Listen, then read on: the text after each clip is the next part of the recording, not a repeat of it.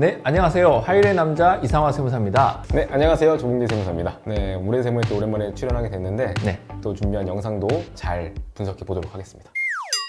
자, 오늘은 이익 소각에 대해서 이제 얘기를 하려고 하는데요. 긍정적 시그널이 있다. 이런 내용이 이제 나왔습니다. 이익 소각과 관련한 최근 판례들에서 긍정적이라고 해석되는 내용이 바로 이 부분이거든요. 주식 소각을 위한 일련의 행위들이 처음부터 주식 소각을 목적으로 행해졌다 하더라도 단지 그것만으로는 국세기본법상 실질과세의 원칙을 적용할 수는 없다, 이렇게 얘기를 했습니다. 네, 굉장히 좀 중요한 판례의 내용인 것 같아요. 이제 판례의 이제 사실관계에 따라 가지고 이게 뭐 이기후 전야에 대한 내용은 좀 달라지긴 했지만 이제 판사님들께서의 어떤 취하고 있는 태도는 주식 소각, 이익 소각으로 하는 것이 설령 그 행위가 나 이제 소각할 거야 라고 해가지고 행해졌던 행위라 하더라도 그 자체만 가지고서 무조건 부인시킬 수는 없다. 해석은 동일하게 했거든요. 네네네. 그런 부분들이 기존의 국세청의 태도와는 좀 확실히 다른 측면이 있다. 네네. 이런 게 좀 분명히 있어서. 그러면 기존 태도가 어땠는지에 대해서 궁금하신 분들이 뭐 당연히 있겠는데요. 이익 소각을 할 목적으로 주식 교환이든 주식 증여든 일련의 행위들이 있었다라면, 이익 소각 목적으로 저런 행동을 했다라면 이는 실질과세의 원칙에 따라서 굉장히 디테일하고 면밀하게 들여다볼 필요가 있지 않겠느냐, 이렇게 얘기를 하고 있는 부분인 거죠. 기존 국세청 태도를 보면은 네. 주식 교환하기 전 그 소유자한테 이 주식이 있었다라고 보고 그분이 이 주식을 소각한 걸로 보고 그렇죠. 과세를 하겠다라는 측면인 건데 네네. 지금 현재의 어떤 대법원 판례의 내용을 보면은 그것까지는 아니다. 이제 구체적인 사실관계를 더 보고서 판단해야 된다라는 네네. 측면이 있기 때문에 어떤 사실관계를 구성하느냐에 따라서 네네. 무조건 이익 소각은 문제가 된다. 이렇게 말하는 거는 이제 앞으로는 조금 어불성설이지 않을까. 이런 생각이 좀 드네요. 국세청이 종합적 판단이라는 단어를 굉장히 많이 쓰고 있는데요. 지난번에 국세청이 계속 고수해왔던 그 종합적으로 판단해 볼 사례에 대한 부분에서 우리는 조금 더 디테일하게 종합적으로 판단을 해본다. 이 부분이 이제 들어갈 수 있을 것 같고요. 하지만 여전히 이익 소각을 바라보는 국세청의 시선은 부정적인 거는 일단 사실이죠. 그러면 지피지기면 백전백승이라는 말도 있듯이 국세청의 입장하고 판례의 태도하고 그리고 저희 전문가들의 의견을 종합적으로 고려를 해서 진행을 하면 납득할 만한 수준이 되면은 이거는 성공적이 될 수 있다. 저희는 이렇게 판단하고 있지 않습니까? 하지 말자는 말이 아니잖아요. 분명히 이제 국세청의 시선은 아직까지 부정적인 건 사실이기 때문에 네.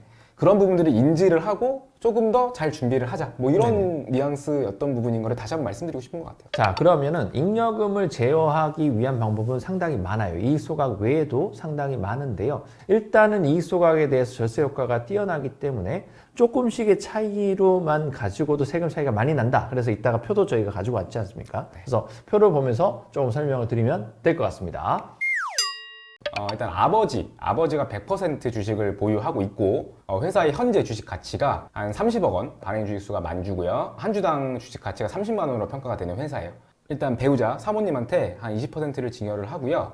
성인인 자녀 2명이 있는 거예요. 이 2명한테 각각 5%씩 증여를 한 이후에 배우자의 지분을 소각한다고 했을 때 절세 효과는 어떻게 될까 한번 준비해봤습니다. 네네. 일단 표가 나오게 되는 상황인 건데요. 기존의 주식 이전 전에는 아버지가 100% 주식을 가지고 있는 거고요. 주식 이전을 했을 때에는 아버지 70%, 와이프 20%, 자식들이 5%씩 이렇게 가지게 되지 않습니까? 네. 그래서 이 상황에 대해서 어떻게 바뀌는지를 보게 되면은 네, 일단 수증자는 어머니, 그 다음에 자녀 1, 2, 2명이 되겠죠. 어머니한테 증여하는 주식은 6억, 자녀 2명한테 증여하는 주식은 각각 1억 5천만 원이 되는 거고요. 증여 공제를 활용하면은 6억 원 한도를 정확히 이용하시기 때문에 배우자가 받게 되는 증여 주식에 대한 증여세는 없습니다. 그다음에 자녀에 대한 증여세액은 신고세액 공제까지 고려하면 한 970만 원 각각 이렇게 형성이 되는 걸로 나와 있습니다. 이렇게 되게 되면은 증여가 이루어진 이후에 배우자 지분의 20%를 전부 소각하는 경우로 저희가 이제 플랜을 세우지 않습니까? 네. 그래서 만약에 소각 당시에 한 주당 주식 가치가 증여 당시하고 30만 원으로 똑같다라면 주식 증여와 이익 소각에서 발생한 세부담의 합계액을 계산을 해도 자녀가 낸 증여세 1,940만 원이 전부다.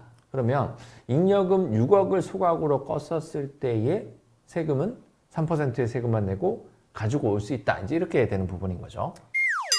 시간이 좀 지난 시점에 소각을 한다라고 가정을 해보자고요. 소각 대금이 올라가겠죠. 한 주당 가치가 이제 50만 원으로 올랐기 때문에 네. 이제는 소각 대금은 10억을 가지고 오게 되는 거죠.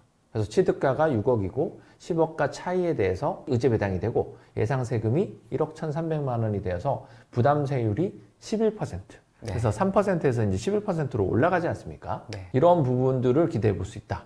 자, 다음 페이지에 보시면은 그러면 10억 원이라는 금액을 소각이 아니라 급여로 가져오는 경우에는 어떤 일이 생겨날까요? 아까 앞에 케이스처럼 만약에 소각을 한다라고 하면은 예상 세금은 대략 한 1억 1,300 정도로 예상이 된다고 했었어요. 네.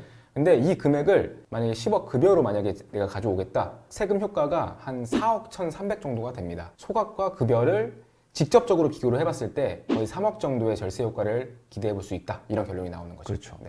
여기에는 이제 부담 세율을 놓고 생각을 해볼 수 있겠는데요. 소각을 아까 전에 최초의 방법으로 했었을 때는 3% 세금이지 않습니까? 네. 그럼 어떤 경우에서는 0% 세율로 만들 수 있는 게 소각이에요. 15%, 17% 세율로도 만들 수 있다는 부분인 겁니다. 이렇게 생각을 해볼 수 있을 것 같아요. 그 세율 부담을 저희가 어느 정도 시점으로 조절하는 것은 절세적인 측면으로 볼 수 있다. 저는 이렇게 해석될 수 있을 것 같고요. 바꿔가는 그 과정 속에서 국세청은 허점을 계속 찾으려고 하는 거잖아요. 네. 그래서 그 허점이 찾아지지 않게끔 저희가 종합적으로 잘 대비해야 된다. 이제 이거에 드리고 싶은 핵심이다라는 부분인 거죠.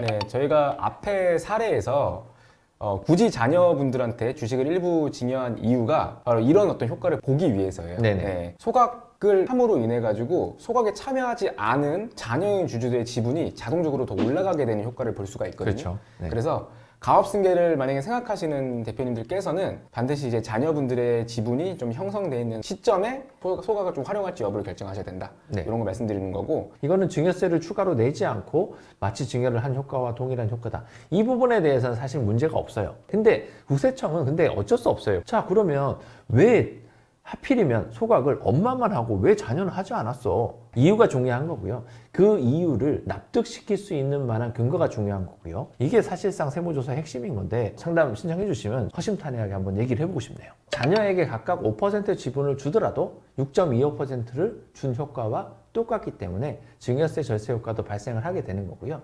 더 중요한 거는 증여되는 시점이 꼭 동시에 다 할 필요도 없고요. 나눠서 할 수 있지 않습니까? 그럼 증여 케이스가 3번이 나올 수가 있고 소각도 꼭 한 번만 해야 되나요? 한 2번, 3번 할 수 있는 거지 않습니까? 이런 것들을 굉장히 긴 텀을 가지고 호흡을 가지고 해야 되는데 짧은 호흡을 가지고 하는 부분들에 대해서 리스크할 수 있다. 저희가 이제 항상 이렇게 말씀드린 부분이 있다. 이익 소각에 대해서 사례와 절세 효과는 회사 상황에 따라서 매우 다양해질 수가 있습니다. 개별적으로 상담을 주시길 바라겠습니다. 그래서 오늘 준비한 내용 준비해 주신다고 고생하셨고요. 네. 다음에도 또 자리를 빛내주시길 바라겠습니다. 네, 알겠습니다. 저 좋은 주제를 가져올 수 있도록 더 공부 열심히 하겠습니다. 네, 알겠습니다.